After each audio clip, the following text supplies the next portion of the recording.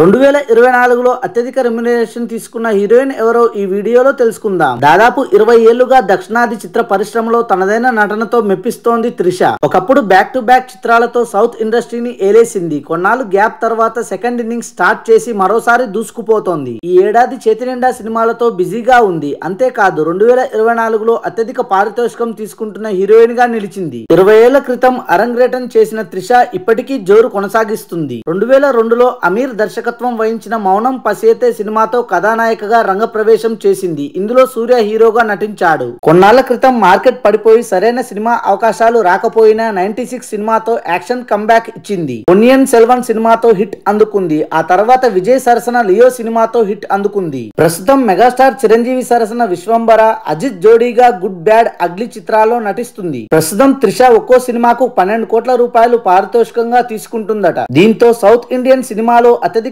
పారితోషికం తీసుకుంటున్న హీరోయిన్ గా త్రిష నిలిచింది. Thanks for watching this video. For more interesting videos please do subscribe.